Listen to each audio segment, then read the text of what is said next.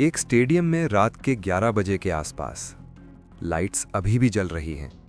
Final खत्म हो चुका है। स्कोर 0-0 था। पेनल्टी शूटआउट में हार। अर्जेंटीना के कप्तान मैदान पर खड़े हैं। उनके चेहरे पर कोई भावना नहीं, बस खाली नजरें। वो पेनल्टी मार में गई थे। गेंद ऊपर चली गई, बार के ऊपर। पूरी दुनिया देख रही थी और फिर वो माइक के सामने आए, सीधे कहा, ये मेरे लिए ख़त्म हो गया। नेशनल टीम अब मेरे लिए ख़त्म है। ये 2016 की बात है। कोपा अमेरिका सेंटेनरियो फाइनल, चिली के खिलाफ। तीसरी बार लगातार कोई बड़ा फाइनल हारा गया। 2007 Copa America, 2014 world cup, 2015 Copa America और अब 2016। 4 फाइनल, 4 हार, और हर बार गोल नहीं हुआ अर्जेंटीना की तरफ से। उस रात के बाद वो गायब हो गए, नेशनल टीम से दूर। कोई बयान नहीं, कोई इंटरव्यू नहीं, बस चुप्पी। बार्सिलोना में क्लब फुटबॉल खेलते रहे। वहां तो सब कुछ परफेक्ट था, ट्रॉफी, गोल, रिकॉर्ड। लेकिन अर्जेंटीना के साथ कुछ अलग था, कुछ ऐसा जो अंदर से खोखला कर रहा था। दुनिया का सबसे बेहतरीन प्लेयर, बार्सिलोना में 4 चैंपियंस लीग, 8 बैलन डी'ओर, हर सीजन में 50+ गोल। फिर भी अर्जेंटीना के साथ कुछ नहीं। 1993 के बाद से नेशनल टीम ने कोई बड़ा टाइटल नहीं जीता था। 28 साल का सूखा, और उस सूखे का सबसे बड़ा चेहरा वो बन गए। लोग कहते थे क्लब में तो जादू करते हैं, नेशनल टीम में क्यों नहीं? क्यों हर बार फाइनल में चुप हो जाते हैं? क्यों पेनल्टी में गड़बड़? क्यों टीम को नहीं उठा पाते? क्रिटिसिज्म बढ़ता गया। अखबारों में हेडलाइंस, सोशल मीडिया पर मीम्स। राइवल फैंस ने ट्रोल करना शुरू किया। क्लब लेजेंड लेकिन नेशनल फेलियर। उस दौर में वो अंदर से टूट रहे थे।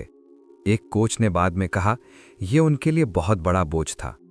वो बोझ इतना भारी था कि उन्होंने फैसला किया कि अब बस, रिटायरमेंट। 29 साल की उम्र में, पीक पर, लेकिन नेशनल टीम से दूर। फिर भी कुछ लोग समझ रहे थे टीम में क्या चल रहा था। कोच बदलते रहे, प्लेयर्स के बीच तालमेल नहीं।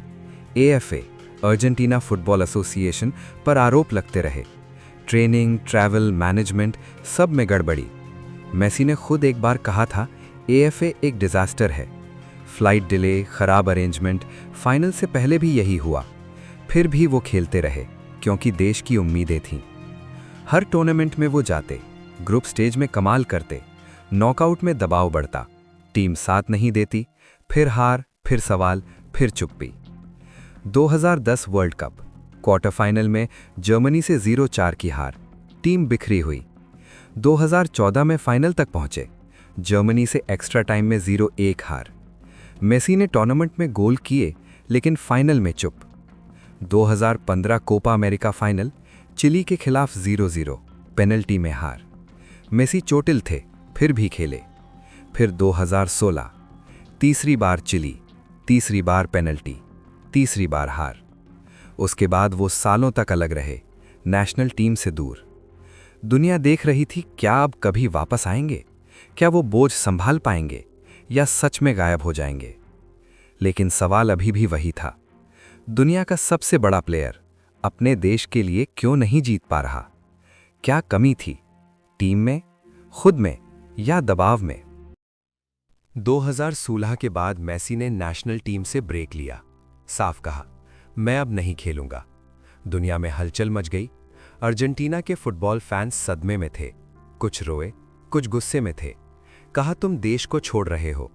मीडिया ने इसे बड़ा बनाया। हेडलाइंस आईं, मेसी ने अर्जेंटीना को धोखा दिया। राइवल्स ने ट्रोल किया। अब तो सच सामने आ गया, क्लब का खिलाड़ी देश का नहीं। लेकिन मेसी चुप रहे, बार्सिलोना में वापस लौटे। 2016-17 सीजन में फिर कमाल किया। ला लीगा जीती, चैंपियंस लीग में रियल मैड्रिड के खिलाफ 6-1 का कमबैक। लेकिन अंदर से कुछ बदल रहा था। उनके करीबी लोगों ने बाद में बताया, वो बहुत अकेले महसूस कर रहे थे। हर फाइनल हारने के बाद घर लौटते थे, परिवार के साथ, लेकिन वो खालीपन नहीं जाता था। फिर 2017 में AFA के प्रेसिडेंट क्लॉडियो तापिया ने मेसी से बात की। उन्होंने वादा किया, हम सब ठीक करेंगे, टीम बेहतर होगी। मेसी ने एक शर्त रखी, कोच जॉर्ज संपाउली को लाओ। संपाउली को 2018 वर्ल्ड कप के लिए हायर किया गया। मेसी वापस आए। रूस वर्ल्ड कप 2018, ग्रुप स्टेज में आइसलैंड के खिलाफ पेनल्टी मिस की, फिर क्रोएशिया से 0-3 हार, नाइजीरिया को हराया, फिर फ्रांस से 4-3 से हारकर बाहर। फिर वही सवाल, क्यों नहीं जीत पाए? संपाउली पर इल्जाम लगा, टैक्टिक्स गलत, टीम में कोई प्लान नहीं, मेसी को बीच में खिलाया जाता, डिफेंस कमजोर। फिर भी मेसी ने टूर्नामेंट में 1 गोल और 2 असिस्ट किए, लेकिन टीम आगे नहीं बढ़ी। वापस आने के बाद भी क्रिटिसिज्म। अब लोग कहने लगे कि मेसी टीम को नहीं चला पाते, वो सिर्फ एक इंडिविजुअल प्लेयर है। 2019 कोपा अमेरिका, ब्राजील में ग्रुप स्टेज ठीक, क्वार्टर फाइनल में वेनेजुएला से हार 0-2। मेसी ने मैच में कोई गोल नहीं किया, रेफरी से बहस की, रेड कार्ड मिला।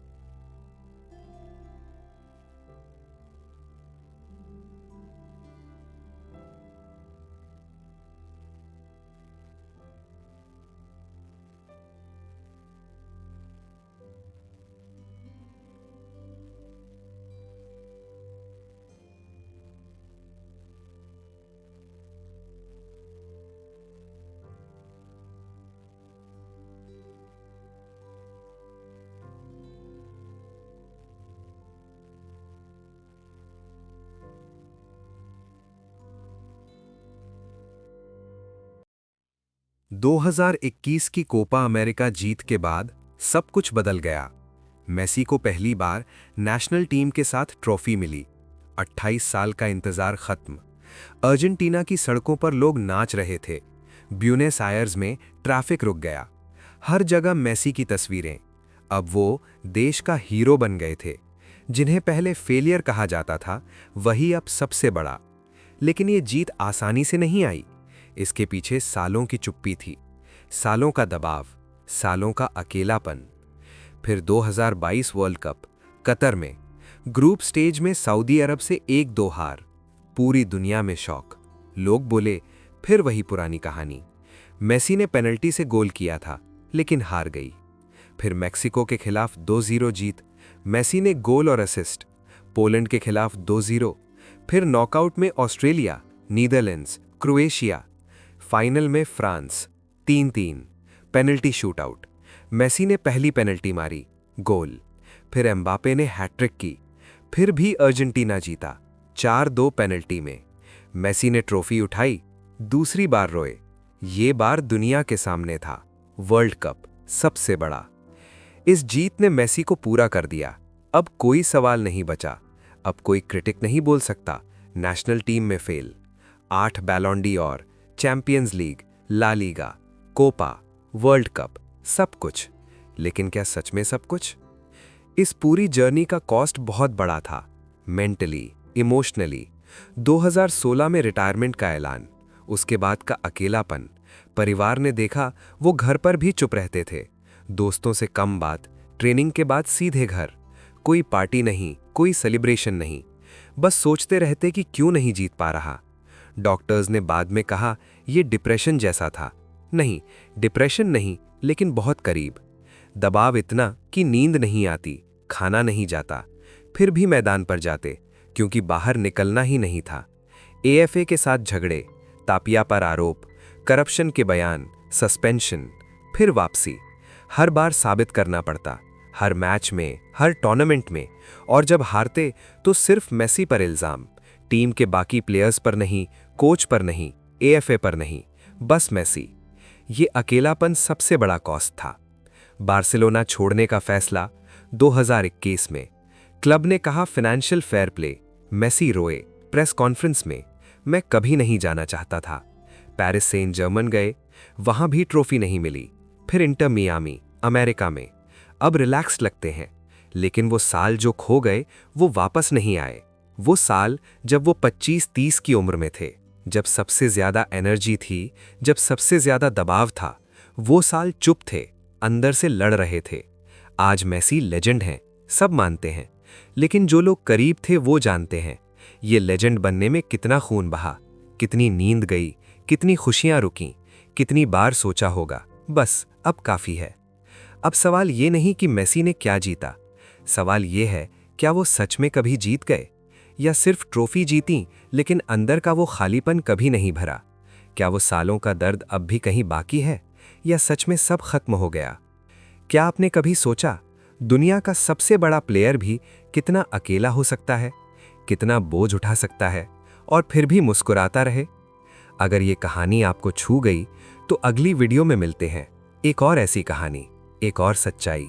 सब्सक्राइब कर लीजिए ताकि कोई कहानी छूट ना जाए।